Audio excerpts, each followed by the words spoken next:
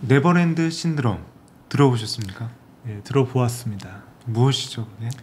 우리 사회에 나이듦을 거부하는 이런 피터팬들이 늘어났다라고 합니다. 예전에는 사실은 저희가 어른이라는 의미 속에는 많은 것들이 함축되어 있는데 사실은 규격화된 이미지가 있었어요. 사회적인 역할을 해야 되고 그 지위 속에서 후배들에게 모범이 되어야 된다. 어른스러워야 된다. 이런 말들이 있었는데 이제는 그런 게 사라진 거잖아요. 저는 한 분을 떠올리고 싶어요. 유재석 씨. 나이가 몇 살입니까? 50대로 알고 있고요. 이 놀면 뭐하니라는 프로그램을 지금 하고 계신데 저는 깜짝 놀랐어요. 옛날에는 어르신들이 혼낼 때 하는 말이었는데 이제는 역설적으로 그 예능 프로 제목이 됐더라고요. 네. 그래서 저희가 어른들을 보면 사실은 자신을 위한 것보단 후배들, 공동체, 그리고 자녀들 이런 부분에 이제 관심을 갖고 자기를 희생하는 경우들이 많았는데 이제는 달라졌어요. 적극적으로 자기 삶에서 주체가 돼서 하고 싶은 거 하고 즐기고 놀고 나가서 그걸 통해서 함께 그 또래의 어른들이 함께하는 문화를 또 만들어가고 있어요. 이런 것들 굉장히 긍정적인 것 같은데 우리 대성 쌤은 경험해 보시고 있어요?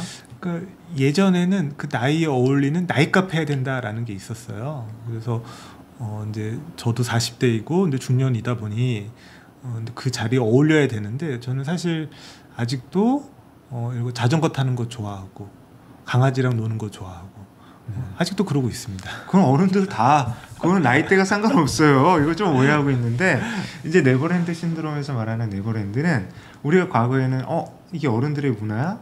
어른들이 저런 걸 해도 돼? 했던 것들이에요. 그러니까 예를 들어서 제 주위의 동료들이 프라모델 조립에 되게 관심을 가져요. 그러니까 옛날로 치면 건담, 로봇이죠. 어렸을 때 그 프라모델을 조립했던 것들을 그 꿈을 그 취미를 그대로 갖고 와서 지금 하고 있거든요. 그래서 한쪽에 로봇을 조립하면서 굉장히 기뻐하고 있어요. 전시하고 그걸 공유하고 그런 문화들인데 과거에는 어른들은 이래야 된다는 고정관념들이 많았거든요. 그 틀을 깨는 거예요. 그건 사회 속에서도 교육 현장에서도 마찬가지예요. 예를 들어서 선생님이 학생들과 같은 취미를 공유한다든지 그리고 같이 동아리 활동을 한다든지 이런 이상적인 모습들이 나타나고 있거든요. 저도 교사 시절에 아이들하고 레고를 이렇게 동아리 활동으로 한 경험도 있고 뭐 이런 게 사실은 아이들하고 좀 나이 차이가 있지만 서로 이렇게 좀 통하게 하는 그런 계기가 됐던 것 같아요. 그러니까 저도 이제 나이가 들어가면서 한 해 한 해 이제 틀려지거든요. 신체와 건강을 어떻게 하면 더 건강히 할까? 그 속에서 어떻게 하면 열정을 끌어낼 수 있을까? 이런 고민들을 해요. 그런 즐거움들이 사실은 멀리 있다라고 생각하지 않습니다. 요즘 같을 때는 사실 어린 시절부터 학생들이 본인이 있는 관심 있는 분야의 동호인 활동들을 많이 할 수 있어요. 그렇지만 저희 때는 무조건 공부, 너네 집 잘 살아? 공부만 했는데 요즘에 이제 선생님들 주위에서 보면 수학 선생님인데 취미가 미술이세요. 음악 선생님인데 취미가 글쓰기예요. 이렇게 다양한 취미들, 그러니까 본인이 갖고 있는 직업과는 다른 영역에서 이제 그 즐거움들을 찾는 경우들이 있거든요. 이런 것들 굉장히 삶의 활력이 될 것 같은데 맞아? 맞습니다. 단순히 성인 어른들이 유년화되었다는 게 아니라 이게 그 나이에 어울리지 않지만 하지만 내 본연에 하고 싶은 거 혹은 뭐 개성이라든가 이런 순수성, 경제적이지 않지만 내가 뭔가 내 삶의 의미를 찾을 수 있는 활동을 하겠다라는 개인의 이런 성향이 이제는 존중되고 중요한 시기에 왔다라고 생각이 듭니다. 그렇죠. 그래서 이제 기업들이나 이런 어떤 컨텐츠를 제공하는 업체 측면에서는 예전에는 특정한 대상이 이제 포커싱이 됐다라면 이제는 사실은 그 범위가 굉장히 넓어지는 거예요. 소비 주체로서 중년 이후에 어떤 놀이 문화가 굉장히 발달하고 있는 거죠. 그런 것들이 굉장히 예전에는 이질적으로 느껴졌는데 지금은 자연스러운 현상처럼 이제 다가오고 있어요. 그래서 아까 슬램덩크 애니메이션도 우리 대선 선생님이랑 얘기는 했는데 지금 요즘 인기 폭발이에요.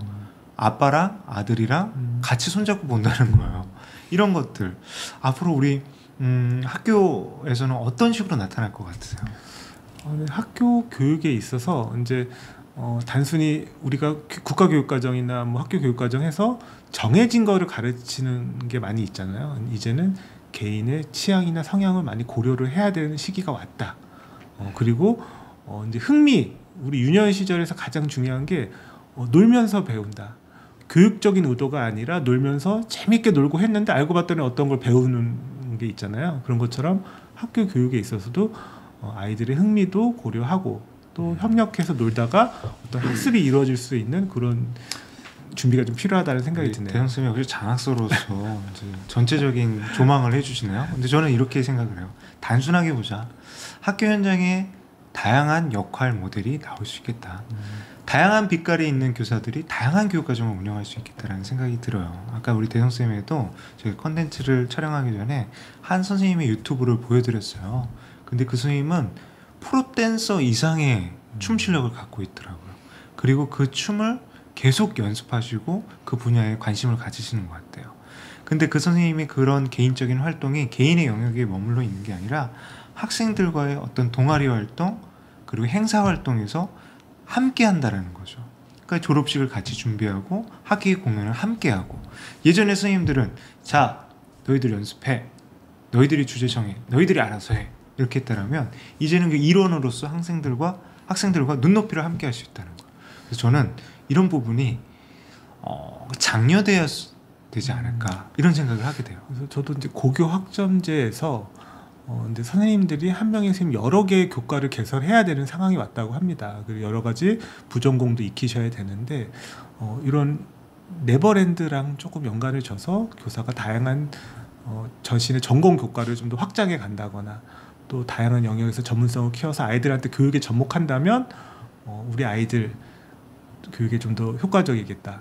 그리고 초등학교에서도 요새 개정교육과정 뭐 자유시간 도입하고 정해져 있는 것보다는 교사의 전문성이나 자율성이 중요한 시기에 교사가 가르치는 범위를 교육과정에 한정하는 게 아니라 좀 더 영역을 넓혀보고 우리 아이들과의 이런 공통 분모를 좀 더 만들어가면 좋겠다라는 생각이 드네요. 그렇죠.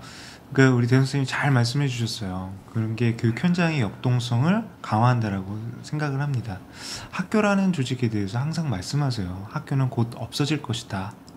AI가 대체할 것이다. 이런 말씀들을 하세요.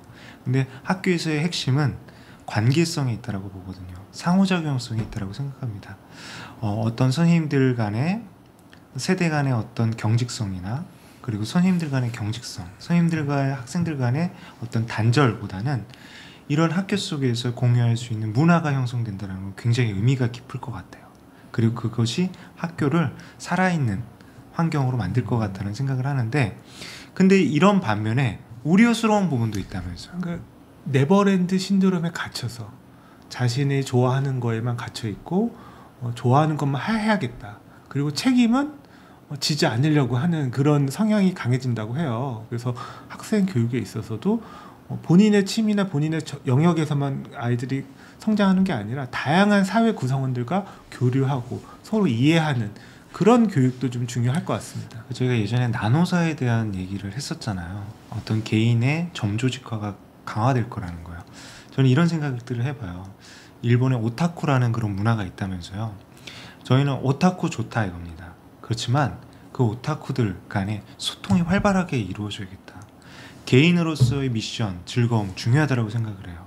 그렇지만 사회적 가치, 공동체적 가치 그리고 그것을 통해서 어떤 공동체의 인류의 지속 가능한 발전 필요하다고 보는 거죠. 그런 부분들 그렇기 때문에 이런 어떤 네버랜드 신드롬을 단순 이례적인 신드롬으로 보거나 어떠한 유행으로 보기보다는 앞으로 어떻게 우리의 문화, 풍토로 가져갈 수 있을지 함께 고민하는 노력이 필요하다는 생각을 해봅니다. 그래서 네버랜드 신드롬 안에는 과거의 틀을 좀 벗어나고 싶다. 그리고 나의 기호나 성향에 맞게 살고 싶고 내 삶의 의미를 찾고 싶다.